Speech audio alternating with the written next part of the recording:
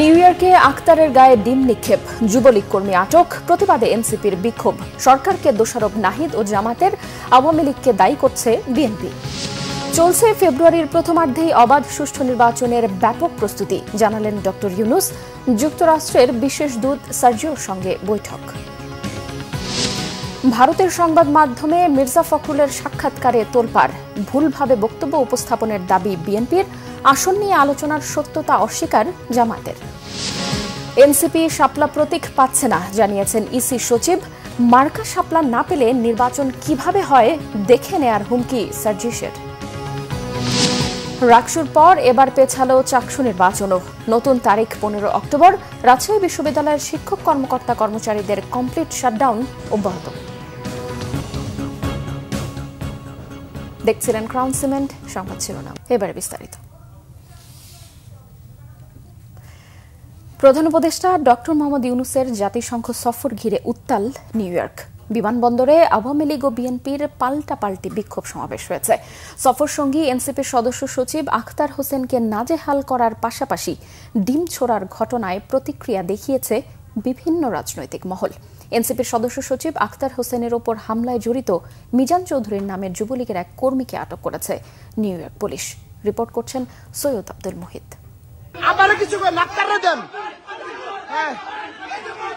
সোমবার নিউ ইয়র্কের John F Kennedy বিমানবন্দর থেকে বের হওয়ার সময় আওয়ামী লীগ নেতাকর্মীদের তোপের মুখে পড়েন এনসিপির সদস্য সচিব আখতার হোসেন। এ সময় জয় বাংলা স্লোগান দিয়ে তার উপর ডিম ছোড়া হয়। পরে তার গাড়ির সামনে শুয়ে বিভিন্ন স্লোগান দেয় তারা। প্রধান উপদেষ্টার সফর ঘিরে আগে থেকে বিমানবন্দরে অবস্থান করে আওয়ামী লীগের নেতাকর্মী সমর্থকরা। সফর সঙ্গী হিসেবে বিএনপি মহাসচিব মির্জা ফখরুল ইসলাম আলমগীর থাকায় দলটির নেতাকর্মীরাও পাল্টা অবস্থান নিয়ে বিভিন্ন স্লোগান দেয়।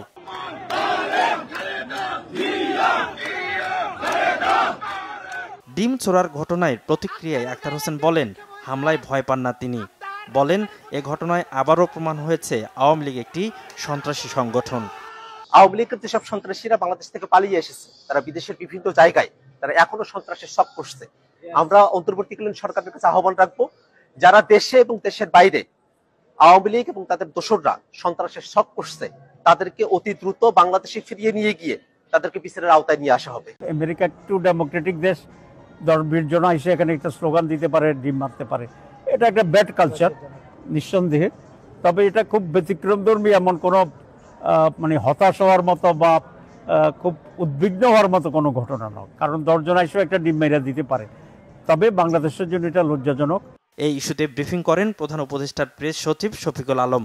এটা একটা অনাকাঙ্ক্ষিত ঘটনা এবং সেটা নিয়ে আমাদের ফরেন মিনিস্ট্রি, আমাদের এখানে নিউ ইয়র্কের আমাদের যে কনসুলেট অফিস এবং আমাদের পার্মানেন্ট মিশন, এরা এটা দেখছেন। ডিম ছোড়ার ঘটনায় নিউ ইয়র্কে বিক্ষোভ করে আখতার হোসেন সহ এনসিপি নেতাকর্মীরা। এ ঘটনায় জড়িত মিজান চৌধুরী নামে যুবলীগের এক কর্মীকে আটক করেছে নিউ ইয়র্ক পুলিশ। সৈয়দ আব্দুল মুহিত, বাংলা ভিশন, ঢাকা। এদিকে এনসিপির নেতারা বলেছেন, যারা ভারতের ওপর ভর করে আবারও ক্ষমতায় আসার স্বপ্ন দেখছে, তাদের স্বপ্ন দুঃস্বপ্নে পরিণত হবে। দলের সদস্য সচিব আখতার হোসেনের ওপর হামলার ঘটনার জন্য সরকারকে দায়ী করেছেন তারা। প্রধান উপদেষ্টার সফর সঙ্গীদের নিরাপত্তা দিতে ব্যর্থ হয়েছে, এই জন্য নিউ ইয়র্ক কনসুলেট জেনারেলকে প্রত্যাহারের দাবি জানান এনসিপির আহ্বায়ক নাহিদ ইসলাম। অন্যদিকে দলটির মুখ্য সমন্বয়ক নাসির উদ্দিন পাটোয়ারি বলেছেন, দীর্ঘ 15 বছর বিএনপি সেমি গৃহপালিত দলের ভূমিকা পালন করেছে। সন্ধ্যায় এক বিক্ষোভ মিছিল শেষে একথা বলেন তিনি। বিস্তারিত ফজলে রাব্বির প্রতিবেদনে। নিউ ইয়র্কের জন এফ কেনেডি বিমানবন্দর থেকে বের হওয়ার সময় সেখানে অবস্থানরত আওয়ামী লীগের নেতাকর্মীদের হামলার শিকার হন নাগরিক পার্টির সদস্য সচিব আখতার হোসেন। হেনস্থা করা হয় এনসিপি নেতা ডাক্তার তাসনিম জারাকেও।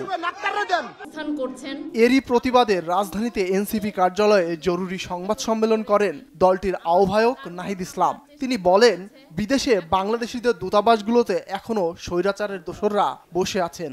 এনসিপি নেতাদের ওপর হামলায় জড়িতদের বিচার দাবি করেন তিনি। যখন মাহফুজ আলমের উপরে, উপদেষ্টা মাহফুজ আলমের উপর আক্রমণ হয়েছিল, তখন আমরা বলেছিলাম যে গণ অভ্যুত্থানের নেতৃবৃন্দদেরকে টার্গেট করা হচ্ছে এবং এই ঘটনাগুলোর সাথে প্রশাসনের বিভিন্ন কর্মকর্তা জড়িত।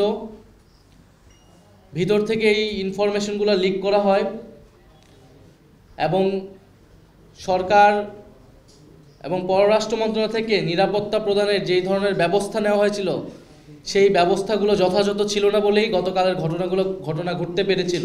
গতকালকের ঘটনায় সকল হামলাকারীদের চিহ্নিত করা এবং অবিলম্বে গ্রেফতার করা। নিউ ইয়র্কের কনসুলেট জেনারেলকে অবিলম্বে পদত্যাগ করতে হবে এবং ঘটনার সম্পূর্ণ তদন্ত করে নিরাপত্তা প্রদানে ব্যর্থ কর্মকর্তাদের শাস্তিমূলক ব্যবস্থা নিতে হবে। দলটির নেতাকর্মীদের ওপর এমন হামলার প্রতিবাদে সন্ধ্যায় শাহবাগ থেকে এক বিক্ষোভ মিছিলের কর্মসূচি পালন করে এনসিপির নেতারা। পরে দলটির কেন্দ্রীয় কার্যালয়ে বাংলা মোটরের সামনে এসে সাংবাদিকদের সঙ্গে কথা বলেন তারা। জাতীয় পার্টি ছিল গৃহপালিত বিরোধী দল সংসদের মধ্যে, আর সেমি গৃহপালিত একটা দল ছিল বিএনপি। তারা রাজপথে ব্যর্থতার পরিচয় দিয়েছে। সেই ব্যর্থতার কারণে আমাদের 2000 ভাইকে আমরা শহীদ হতে দেখেছি। বাংলাদেশে যে দূতাবাসগুলোতে এখনো আওয়ামী লীগের সাঙ্গপাঙ্গরা রয়েছেন, অতি দ্রুত গতিতে সিভিল সার্ভিস থেকে, সেনাবাহিনী থেকে, বিভিন্ন রাষ্ট্রের অঙ্গ প্রতিষ্ঠান যারা রয়েছে, অতীব সত্তর আওয়ামী লীগের যে গুন্ডা বাহিনী রয়েছে, তাদেরকে দ্রুত গতিতে অপসারণ করতে হবে। 2024 সালের গণ অভ্যুত্থান শুধুমাত্র ফ্যাসিবাদের বিরুদ্ধে ছিল না, ভারতের আগ্রাসনের বিরুদ্ধেও ছিল উল্লেখ করে দলটির নেতা সার্জিস আলম বলেন, যারা ভারতের ওপর ভর করে ক্ষমতায় আসার স্বপ্ন দেখছেন তাদের সেই স্বপ্ন দুঃস্বপ্নে পরিণত হবে। জনাব মির্জা ফখরুল ইসলাম আলমগীরের একটি সাক্ষাৎকার প্রকাশিত হয়েছে। আমরা স্পষ্ট করে বলি, আর এই ধরনের পরোক্ষভাবে কথা বলা আমরা পছন্দ করি না। আমরা তাদের কাছে জানতে চাই, তারা ক্ষমতায় আসার জন্য জনগণের আস্থা যখন প্রতিনিয়ত হারাতে বসেছে, তখন কি আবার তারা ভারতের সাথে নেগোসিয়েশন করে, তাদেরকে খুশি করে, আওয়ামী লীগকে পিঠ চাপড়ে জাতীয় পার্টির সাথে নেগোসিয়েশন করে তারা কি এই বাংলাদেশে নতুন করে ক্ষমতায় আসতে চায় কিনা? এনসিপির নেতারা বলেন, ফ্যাসিবাদের দোসররা আবারও রাজনীতির মাঠে মাথাচাড়া দিয়ে উঠলে জনগণকে সাথে নিয়ে তাদেরকে প্রতিহত করা হবে। ফজলে রাব্বি, বাংলা ভিশন, ঢাকা। অন্যদিকে জামায়াতে ইসলামের সেক্রেটারি জেনারেল মিয়া গোলাম পরওয়ার বলেছেন, নিউ ইয়র্কে আওয়ামী লীগের নেতাকর্মীদের হাতে এনসিপির নেতা আখতার হোসেনের নাজেহাল হওয়ার ঘটনা দুর্ভাগ্যজনক। এর জন্য সরকারই দায়ী। রাষ্ট্রীয় সফরে যাওয়া ব্যক্তিদের নিরাপত্তা দিতে সরকার ব্যর্থ হয়েছে বলেও মন্তব্য তার। দুর্ভাগ্যজনক, ঠিক নয়। এটার জন্য দায়ী আমি সরকারকে বলবো। সরকারের ফরেন ডিপার্টমেন্ট, পররাষ্ট্র দপ্তর, তাদের রাষ্ট্রীয় অতিথি তারা জাতিসংঘ অধিবেশনে গিয়েছে, তাদের নিরাপত্তা, তাদের মর্যাদা দেওয়ার দায়িত্ব ছিল সরকারের। ওখানকার মিশনগুলো, আমাদের নিউ ইয়র্কে জাতিসংঘ মিশন আছে, মার্কিন অ্যাম্বাসেডার আছে, it is their duty to save them. এটা তাদের দায়িত্ব করার, কিন্তু তারা করেনি। এটা তাদের ব্যর্থতা। আগে অনেক নজির এরকম ঘটে গেছে। তারা তো নিজস্ব কোনো সফরে যায়নি, তারা রাষ্ট্রীয় সফরে গেছে। তো প্রধান উপদেষ্টা সেফলি সিকিউরিটির সাথে চলে যেতে পারলেন, তার সঙ্গে থেকে কেন উনি রেখে গেলেন? এই ব্যাখ্যা তাদেরকে দিতে হবে। এটা আমি মনে করি রাষ্ট্রের ব্যর্থতা। এদিকে বিএনপি স্থায়ী কমিটির সদস্য বেগম সেলিমা রহমান বলেছেন, দেশকে অস্থিতিশীল করতে আওয়ামী লীগ যুক্তরাষ্ট্রে চোরাগোপ্তা হামলা চালিয়েছে। বলেন, এর মাধ্যমে দলটির কলঙ্কিত চেহারা আরেকবার ফুটে উঠেছে। আর বিএনপির বিরুদ্ধে ভয়াবহ অপপ্রচারের অভিযোগ এনে দলের সিনিয়র যুগ্ম মহাসচিব রুহুল কবির রিজভী বলেন, সংসদ নির্বাচনে বিএনপির পক্ষ থেকে কাউকেই গ্রিন সিগন্যাল দেয়া হয়নি। মঙ্গলবার আলাদা অনুষ্ঠানে এসব কথা বলেন তারা। রিপোর্ট শুভ মাহফুজের। মঙ্গলবার দুপুরে ঢাকা রিপোর্টার্স ইউনিটিতে বর্তমান প্রেক্ষাপটে বাংলাদেশের গণতন্ত্র ও সংবিধান শীর্ষক আলোচনা সভার আয়োজন করে গণতন্ত্র রক্ষা আন্দোলন। আমরা আমাদের সভায় বক্তারা বলেন, সংস্কারের নামে কালক্ষেপণ করছে সরকার। জাতীয় নির্বাচনের আগ পর্যন্ত গণতন্ত্র রক্ষার আন্দোলন চালিয়ে যাওয়ার ঘোষণা দেন তারা। ষড়যন্ত্রকারী গোষ্ঠী আরো শক্ত করে এটা প্রচার করতে লাগলো যে সংস্কার হতে হবে, বিচার হতে হবে, তা না হলে নির্বাচন মানি না। এ সময় বিএনপির স্থায়ী কমিটির সদস্য বেগম সেলিমা রহমান বলেন, যারা দেশকে অস্থিতিশীল করতে চায় তারাই যুক্তরাষ্ট্রের রাজনৈতিক নেতৃবৃন্দের উপর হামলা চালিয়েছে।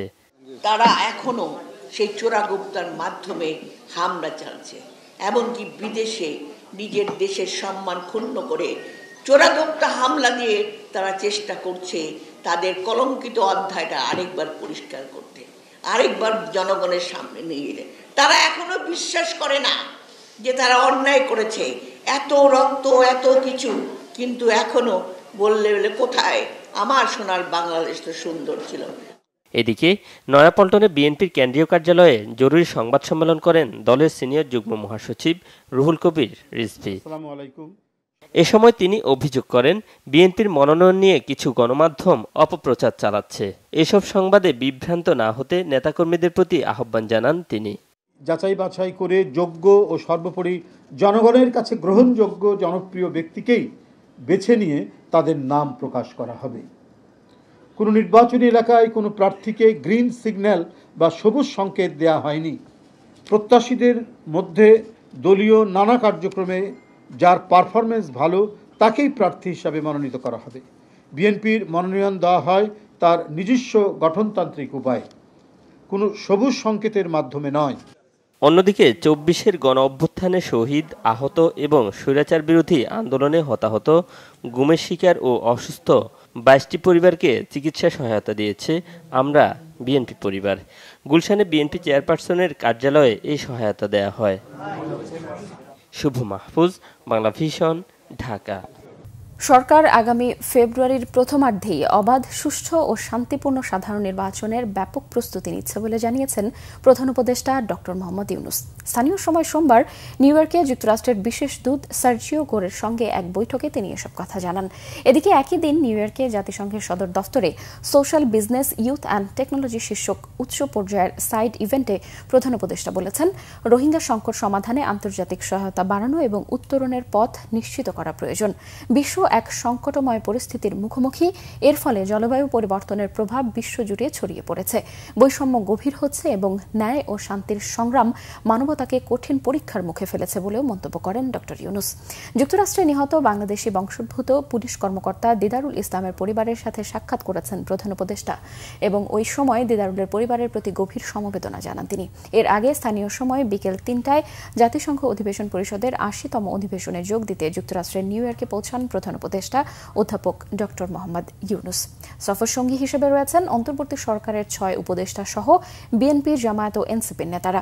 ২৬ সেপ্টেম্বর জাতিসংঘের সাধারণ পরিষদের অধিবেশনে ভাষণ দেবেন প্রধান উপদেষ্টা। ভাষণে অন্তর্বর্তী সরকারের সংস্কারমূলক উদ্যোগ, জুলাই গণঅভ্যুত্থানের প্রত্যাশা এবং ফেব্রুয়ারিতে নির্বাচন আয়োজনের অঙ্গীকার তুলে ধরবেন। এছাড়াও তার একাধিক উচ্চ পর্যায়ের বৈঠক এবং গুরুত্বপূর্ণ বৈশ্বিক অনুষ্ঠানেও যোগ দেওয়ার কথা রয়েছে। ভারতের সংবাদ মাধ্যম এই সময়ে দলের মহাসচিব মির্জা ফখরুল ইসলাম আলমগীরের বক্তব্য ভুলভাবে উপস্থাপন করা হয়েছে বলে দাবি করেছেন বিএনপি চেয়ারপারসনের মিডিয়া উইংয়ের সদস্য শাইখুল কবির খান গণমাধ্যমের এক বার্তায় এই তথ্য জানিয়েছেন। দলের মহাসচিবের বক্তব্য নিয়ে বিভ্রান্তিকর শিরোনাম না করার অনুরোধ জানিয়েছে বিএনপি। বার্তায় উল্লেখ করা হয়, বিএনপি জামায়াতকে ভারত কেন এক বন্ধনীতে রাখছে। প্রশ্ন, মির্জা ফখরুল ইসলাম আলমগীরের বক্তব্য ভুলভাবে উপস্থাপন করেছে ভারতের মিডিয়া এই সময়। বাংলাদেশের গণমাধ্যমগুলোকে ওই সংবাদপত্রের সূত্র ধরে কোনো বিভ্রান্তিকর শিরোনাম না করারও আহ্বান জানিয়েছে বিএনপি। ভারতের সংবাদ মাধ্যমে উল্লেখ করা হয়, বিএনপির কাছে জামায়াত ৩০টি আসন চেয়েছিল, বিএনপি উৎসাহ দেখায়নি। মির্জা ফখরুল ইসলাম আলমগীর সংবাদ মাধ্যমটিতে এই বক্তব্য দিয়েছেন বলেও খবর প্রকাশ করা হয়। বিএনপির কাছে জামায়াত ৩০টি আসন চেয়েছে বলে ভারতীয় পত্রিকায় প্রকাশিত মির্জা ফখরুল ইসলাম আলমগীরের সাক্ষাৎকারের বক্তব্যকে অসত্য বলে দাবি করেছে বাংলাদেশ জামায়াতে ইসলামী। জামায়াতের সহকারী সেক্রেটারি জেনারেল এহসানুল মাহবুব জুবায়ের জানিয়েছেন, আসন নিয়ে এই ধরনের কোনো আলোচনা কোনো পর্যায়েই হয়নি। এই ধরনের কোনো আলোচনা ওনাদের সাথে আমাদের কোনো পর্যায়ে হয়নি। আমাদের জানা মতো এটা একটা অসত্য বক্তব্য। এই ধরনের কোনো আলোচনা বিএনপির কারোর সাথেই হয় নাই, ওনার সাথে তো না, কারোর সাথে আমাদের হয়নি। সরকারের কাছে তো দাবি দিতে হয়, অন্তর্বর্তীকালীন সরকারের কাছে আমাদের এই দাবি যেন কাকে চাপে রাখা বা কাকে খুশি করার জন্য এটা আমরা করি নাই। এটা আমরা জনকল্যাণেই ভেবেচিন্তেই আমরা এটা দিয়েছি। এটা শুধুমাত্র তো আমাদের দাবি না, এখন এটা একটা অর্থে বলা যায় এটা একটা জাতীয় দাবিতে পরিণত হয়েছে। আর অনেকগুলো রাজনৈতিক দল পিআর চাচ্ছে, হয়তো ফুল পিআর সবাই চাচ্ছে না, কিন্তু কোনো না কোনো ফরম্যাটে তো পিআর চাচ্ছে। ত্রয়োদশ সংসদ নির্বাচন উপলক্ষে রাজনৈতিক দলগুলোর প্রতীকের তালিকায় শাপলা নেই। তাই জাতীয় নাগরিক পার্টির শাপলা প্রতীক পাওয়ার সুযোগ নেই জানিয়েছেন নির্বাচন কমিশন সচিব আখতার আহমেদ। আগারগাঁওয়ে নির্বাচন কমিশন ভবনে ব্রিফিংয়ে তিনি এই তথ্য জানান। আখতার আহমেদ জানান, নির্বাচন কমিশনের ১১৫টি প্রতীকের তালিকায় শাপলা নেই, তাই এনসিপিকে অন্য প্রতীক বেছে নিতে হবে। ২-১ দিনের মধ্যেই রাজনৈতিক দল নিবন্ধনের চূড়ান্ত গেজেট প্রকাশ হবে। বলেন, ২৮ সেপ্টেম্বর থেকে রাজনৈতিক দল, পর্যবেক্ষক ও সুশীল সমাজের প্রতিনিধিদের সঙ্গে সংলাপ শুরু করবে কমিশন। নির্বাচন আচরণবিধি আরপিও নিয়েও চূড়ান্ত সিদ্ধান্ত কয়েকদিনের মধ্যেই প্রকাশ করা হবে। প্রবাসী ভোটার নিবন্ধন কার্যক্রম এগিয়ে যাচ্ছে বলেও মন্তব্য করেন আখতার আহমেদ। প্রতীকের যে তালিকা, সেই তালিকায় শাপলা প্রতীক নেই। এনসিপি শাপলা প্রতীক পাচ্ছে না, কারণ হচ্ছে যে আমাদের ১১৫টার যে শিডিউলটা করা হয়েছে সেখানে শাপলা প্রতীক নেই। নিয়মটা হচ্ছে যে প্রতীক যেটা আছে সে প্রতীকের ভিতর থেকে একটা নিতে হবে। সে প্রতীকে যদি শাপলা প্রতীক না থাকে তাহলে দেওয়ার সুযোগটা কোথায়? এনসিপিকে শাপলা প্রতীক না দিলে নির্বাচন কিভাবে হয় দেখে নেবেন বলে হুমকি দিয়েছেন দলটির মুখ্য সংগঠক সাজ্জিস আলম। নিজের ভেরিফাইড ফেসবুক পেজে এই হুমকি দেন তিনি। সাজ্জিস জানান, ইসির বক্তব্য মতে কোনো আইনগত বাধা নয়, বরং মার্কার তালিকায় না থাকার কারণে এনসিপিকে শাপলা প্রতীক দিতে পারছে না কমিশন। অথচ নিবন্ধনের জন্য আবেদন করার দিন শাপলা প্রতীকের কথা স্পষ্টভাবে জানানো হয়েছিল। এই তালিকায় শাপলার মার্কা যুক্ত করা কাদের কাজ ছিল? এতদিন কি তারা নির্বাচন কমিশনে বসে নাটক দেখেছে? এমন প্রশ্ন সাজ্জিসের। স্বাধীন প্রতিষ্ঠানে বসে অন্য কোনো প্রতিষ্ঠান বা দল বা এজেন্সির কথা মতো তারা উঠবস করছে কিনা সেই সন্দেহও প্রকাশ করেন তিনি। সব ধরনের ভণ্ডামিকে রাজনৈতিকভাবে মোকাবেলা করার হুঁশিয়ারিও দেন। শাপলা ছাড়া নির্বাচন কিভাবে হয় আর কে কিভাবে ক্ষমতায় গিয়ে মধু খাওয়ার স্বপ্ন দেখছে সেটা দেখে নেয়ারও হুমকি দেন সাজ্জিস আলম। চট্টগ্রাম বিশ্ববিদ্যালয়ের কেন্দ্রীয় ছাত্র সংসদ, চাকসু ও হল সংসদ নির্বাচন ৩ দিন পিছিয়েছে। ভোট হবে আগামী ১৫ অক্টোবর।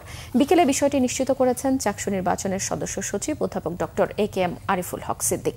তিনি জানান, ১২ অক্টোবর নির্বাচনের তারিখ নির্ধারিত থাকলেও এর আগে পূজার ছুটির কারণে প্রার্থীরা প্রচারণার জন্য মাত্র ৫ কর্মদিবস সময় পেতেন।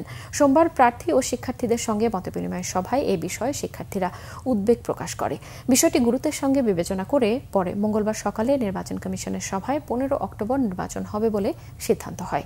২৪ সেপ্টেম্বর প্রার্থীদের প্রাথমিক তালিকা প্রকাশ করবে নির্বাচন কমিশন, আর ২৫ সেপ্টেম্বর প্রকাশ করা হবে চূড়ান্ত তালিকা।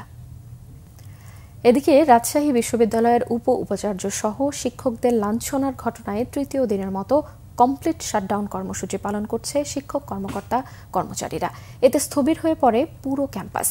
ক্লাস, পরীক্ষা ও প্রশাসনিক কার্যক্রম বন্ধ থাকায় বেশিরভাগ শিক্ষার্থী হল ও মেস ছেড়ে বাড়ি চলে যাওয়ায় পুরো ক্যাম্পাস ফাঁকা হয়ে পড়েছে। শিক্ষক লাঞ্ছনাকারী শিক্ষার্থীদের দৃষ্টান্তমূলক শাস্তির দাবিতে সকাল থেকেই শহীদ বুদ্ধিজীবী চত্বরের সামনে অবস্থান নেয় শিক্ষক ও কর্মকর্তা এবং কর্মচারীরা। তারা জানান, এই ঘটনায় দোষীদের শাস্তি না হওয়া পর্যন্ত কর্মসূচি চালিয়ে যাবেন তারা। অন্যদিকে ডাকসু নির্বাচনে অনিয়মের অভিযোগের বিষয়ে নির্বাচন কমিশন সময় ক্ষেপণ করছে বলে অভিযোগ পরাজিত ভিপি প্রার্থীদের। সকালে ঢাকা বিশ্ববিদ্যালয়ের উপাচার্যের কার্যালয়ে উমামা ফাতেমা ও আবিদুল ইসলাম খান সহ পরাজিত ভিপি প্রার্থীরা উপাচার্যের সাথে কথা বলতে যান। নির্বাচনের দিন বিশ্ববিদ্যালয়ের পাশে গাউসুল আজম মার্কেটে ব্যালট পেপার পাওয়া,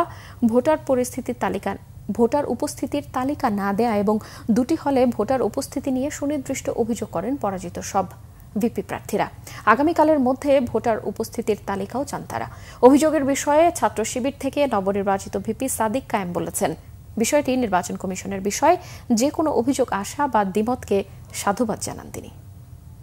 আসন্ন দুর্গাপূজায় 3 দিনের সরকারি ছুটি ও বৈষম্যমুক্ত অসাম্প্রদায়িক দেশ বিনির্মাণে সনাতনী সম্প্রদায়কে সকল ক্ষেত্রে অন্তর্ভুক্তি সহ 5 দফা দাবি জানিয়েছে সম্মিলিত সনাতনী জাগরণ জোট। মঙ্গলবার ঢাকা রিপোর্টার্স ইউনিটিতে সংবাদ সম্মেলনে এই দাবি জানান সংগঠনটি। দুর্গাপূজায় সারা দেশে 33,000 মণ্ডপে শান্তিপূর্ণভাবে পূজা উদযাপনে সরকারের সহযোগিতার পাশাপাশি ঝুঁকিপূর্ণ মণ্ডপগুলোতেও সেনা মোতায়েনের দাবি জানান সনাতনী জাগরণ জোটের প্রতিনিধি প্রদীপ কান্তি। এর আগে অন্তর্বর্তীকালীন সরকারের কাছে পেশ করা 8 দফা দাবি বাস্তবায়ন, চিন্ময় কৃষ্ণ দাস ব্রহ্মচারী সহ সকল কারাবন্দীর নিঃশর্ত মুক্তির দাবিও জানানো হয় সংবাদ সম্মেলনে। শারদীয় দুর্গাপূজায় কোনো নিরাপত্তার ঝুঁকি নেই। বিগত সময়ের চেয়ে এবার আরও বেশি সম্প্রীতির বন্ধন অটুট থাকবে এবং উৎসব মুখর পরিবেশে অনুষ্ঠিত হবে পূজা।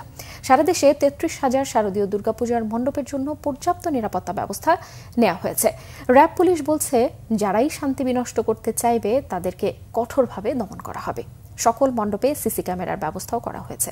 এসএম ফয়েজের রিপোর্টে বিস্তারিত। পূজার সার্বিক নিরাপত্তা দেখতে রাজধানীর মৌচাক কালী মন্দির পরিদর্শন করে আইন শৃঙ্খলা বাহিনী। দুর্গাপূজা যেন উৎসব মুখরভাবে পালন করতে পারে সেজন্য নেওয়া হয়েছে সর্বোচ্চ নিরাপত্তা। র্যাব বলছে শারদীয় দুর্গাপূজার নিরাপত্তা নিয়ে কোনো শঙ্কা নেই। পূজাকে সামনে রেখে যে কোনো অপ্রীতিকর ঘটনা রুখতে নেওয়া হয়েছে কঠোর ব্যবস্থা। পূজা কেন্দ্রিক কোনো ধরনের সংখ্যার খবর পাইনি এবং আমাদের ইন্টেলিজেন্স এখন পর্যন্ত খুব ভালো আছে। স্টিল আমরা সকল ধরনের প্রস্তুতি সম্পন্ন করেছি এবং সকল ধরনের প্রস্তুতি আছে। যে কোনো প্রকার অপ্রীতিকর ঘটনা ঘটানোর চেষ্টা করা হলে এবং সাম্প্রদায়িক সম্প্রীতি নষ্ট করার চেষ্টা করা হলে তা কঠোর হস্তে দমন করা হবে। এছাড়াও র্যাব সদর দপ্তরের ডগ স্কোয়াড ও বোম ডিসপোজাল টিম প্রস্তুত আছে। পুলিশ বলছে সাম্প্রদায়িক সম্প্রীতির বন্ধন ভালো রাখতে চেষ্টার কমতি নেই। অপরাধ দমনে সবসময় সতর্ক রয়েছে পুলিশ। শারদীয় দুর্গোৎসব উপলক্ষে আমরা কোনো ধরনের নিরাপত্তা ঝুঁকি দেখছি না এ পর্যন্ত, যেহেতু এটা একটা বড় একটা উৎসব। এই উৎসবকে কেন্দ্র করে কেউ কোনো ধরনের অপকর্মের যদি পরিকল্পনা করে তারা একটা ভুলের রাজ্যে বসবাস করবেন। এই ক্ষেত্রে আমরা কোনো রকমের ছাড় দিব না। আমাদের এখানে ধর্ম বর্ণ নির্বিশেষে সবাই উৎসব করে থাকেন, এই ক্ষেত্রে তার ব্যতিক্রম হবে না। আমার মনে হয় যারা ঝটিকা মিছিল আয়োজন করছেন বা নানা ধরনের অপতৎপরতার মাধ্যমে জনমনে আতঙ্ক সৃষ্টি করার চেষ্টা করছেন, তারা এসব বিষয় নিয়ে যদি কেউ কোনো ধরনের অপ্রীতিকর ঘটনা সৃষ্টি করার চেষ্টা করেন তবে সেই ক্ষেত্রে আমরা বিন্দুমাত্র ছাড় দেব না। প্রতিটি পূজা মণ্ডপের নিরাপত্তায় 7 জন স্বেচ্ছাসেবী, 8 জন আনসার সদস্য, র্যাব, পুলিশ ও সেনাবাহিনীর সদস্যরা থাকবেন। এছাড়াও পূজার নিরাপত্তায় থাকছে মহিলা ও শিশু বিষয়ক মন্ত্রণালয় থেকে 80,000 স্বেচ্ছাসেবী। SM Foyez, Bangla Vision, Dhaka. নির্বাচনকে সামনে রেখে আইন শৃঙ্খলা রক্ষাকারী বাহিনীর জন্য ইউএনডিপির মাধ্যমে 40,000 বডি ক্যামেরা কেনার অনুমোদন দেওয়া হয়েছে বলে জানিয়েছেন অর্থ উপদেষ্টা ডক্টর সালেউদ্দিন আহমেদ। সচিবালয়ে অর্থনৈতিক বিষয়ক ও সরকারি ক্রয় সংক্রান্ত উপদেষ্টা পরিষদ কমিটির সভা শেষে এই তথ্য জানান অর্থ উপদেষ্টা। বলেন, নির্বাচনের জন্য প্রয়োজনীয় বাজেটের কমতি হবে না। রিপোর্ট রিশান নাসরুল্লাহর। আগামী জাতীয় নির্বাচনের সময় ভোটকেন্দ্রে নিরাপত্তা নিশ্চিত করতে নানা পদক্ষেপ নিচ্ছে সরকার। এর অংশ হিসেবে নির্বাচনের দায়িত্ব পালন করবে এমন পুলিশ সদস্যের জন্য 40,000 বডি ওয়্যার ক্যামেরা কেনার সিদ্ধান্ত নিয়েছে অন্তর্বর্তী সরকার। মঙ্গলবার ক্রয় সংক্রান্ত উপদেষ্টা কমিটির বৈঠকে বডি ক্যাম কেনার অনুমোদন দেওয়া হয়। অর্থ উপদেষ্টা জানান, বডি ক্যাম কিনতে ব্যয় হবে প্রায় 400 কোটি টাকা।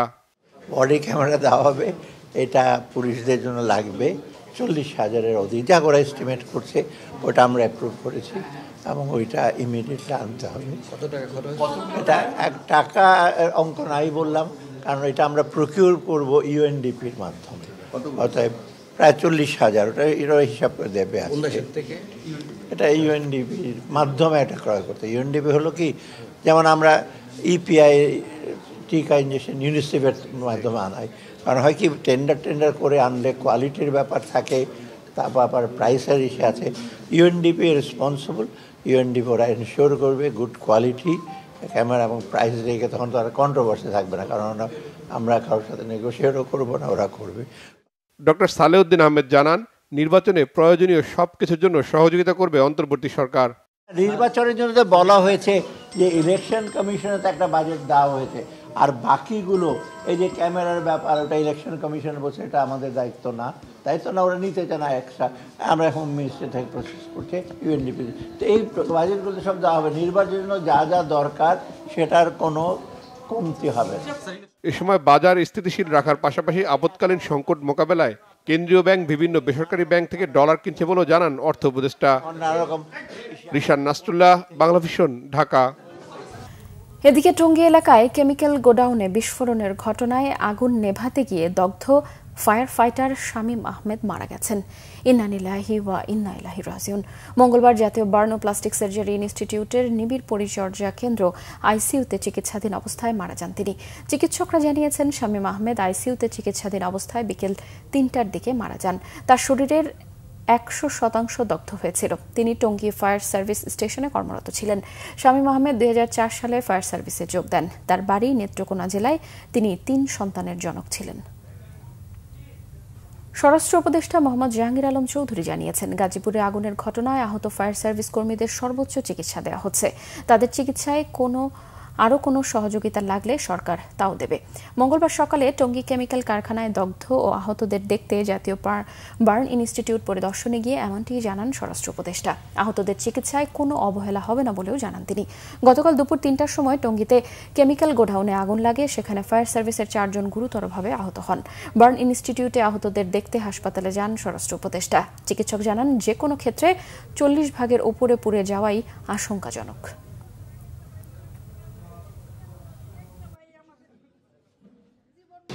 চারজন ফায়ার ফাইটার এই হসপিটালে ভর্তি। এর ভিতরে 2 জনের এই পরিমাণ বেশি আর 1 জনের খুবই কম। তা আমাদের ডাক্তার, আপনারা জানেন এর একটা ইন্টারন্যাশনাল মানের হসপিটাল, এখানে ট্রিটমেন্টের খুবই ভালো। আমাদের ডাক্তার সাহেবরা সর্বোচ্চ চেষ্টা করতেছেন। ডাক্তার সাহেব এবং অন্যান্য যারা স্টাফ এখানে আছে সবাই সর্বোচ্চ চেষ্টা করতেছেন। আপনারাও আল্লাহর কাছে দোয়া করবেন যেন ওনারা খুব তাড়াতাড়ি সুস্থ হয়ে যায়।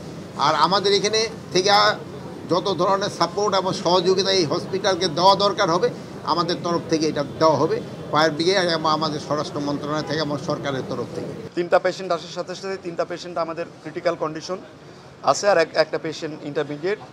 তো এর মধ্যে আসার সাথে সাথে 3 জন পেশেন্টকে আমরা এইচডিউতে ট্রান্সফার করি আর 1 জনকে আমরা অবজারভেশনে রাখি। এইচডিউতে নিয়ারলি 100% যে বার্ন দুটা তাদেরকে আমরা রিসাসিটেশনের প্রক্রিয়া আছে।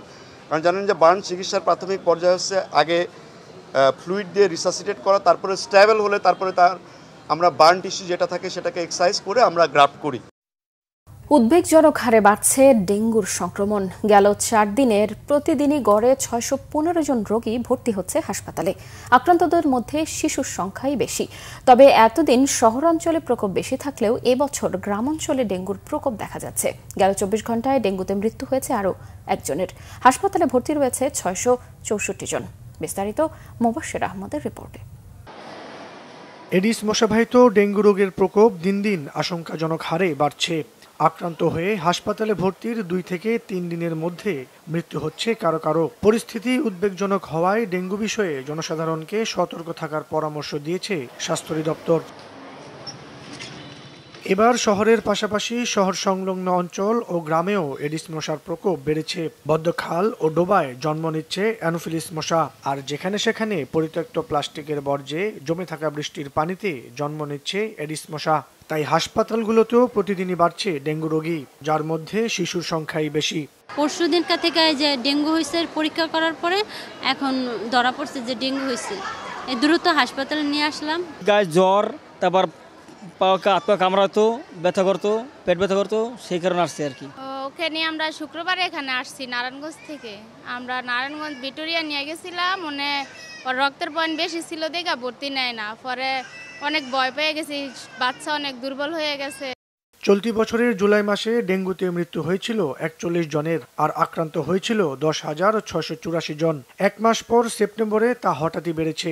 গেল 23 দিনে মৃত্যু হয়েছে 60 জনের ও আক্রান্ত হয়ে হাসপাতালে ভর্তি হয়েছেন 11,697 জন। মোবাশ্বের আহমেদ, বাংলা ভিশন, ঢাকা। আধুনিক ব্যাংকিং সেবা দেওয়ার প্রত্যয়ে পূবালী ব্যাংক পিএলসির জিগাতলা উপশাখার উদ্বোধন করা হয়েছে।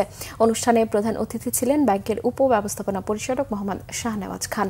বিশেষ অতিথি ছিলেন মহাব্যবস্থাপক ও ঢাকা উত্তর অঞ্চলের অঞ্চল প্রধান AKM আব্দুর রকিব। অনুষ্ঠানে সভাপতিত্ব করেন ধানমন্ডি শাখার উপমহাব্যবস্থাপক ও শাখা প্রধান নিগার সুলতানা। মোহাম্মদ শাহনেওয়াজ খান বলেছেন, নতুন এই উপশাখা জিগাতলা এলাকার ব্যবসা বাণিজ্যে গতি আনবে, ক্ষুদ্র উদ্যোক্তা ও প্রবাসী আয় নির্ভর পরিবার সহ সব শ্রেণীর গ্রাহকের আর্থিক অন্তর্ভুক্তি নিশ্চিত করবে। বর্তমানে পূবালী ব্যাংকের 510টি শাখা ও 252টি উপশাখা, বিস্তৃত এটিএম ও কার্ড নেটওয়ার্ক এবং অত্যাধুনিক ইন্টারনেট ও মোবাইল ব্যাংকিং সেবা রয়েছে।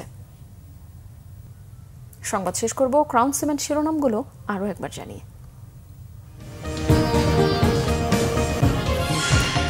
নিউ ইয়র্কে আখতারের গায়ে ডিম নিক্ষেপ, যুবলীগ কর্মী আটক, প্রতিবাদে এনসিপির বিক্ষোভ, সরকারকে দোষারোপ নাহিদ ও জামাতের, আওয়ামী লীগকে দায়ী করছে বিএনপি। চলছে ফেব্রুয়ারির প্রথমার্ধেই অবাধ সুষ্ঠু নির্বাচনের ব্যাপক প্রস্তুতি, জানালেন ডক্টর ইউনূস। যুক্তরাষ্ট্রের বিশেষ দূত সার্জিওর সঙ্গে বৈঠক।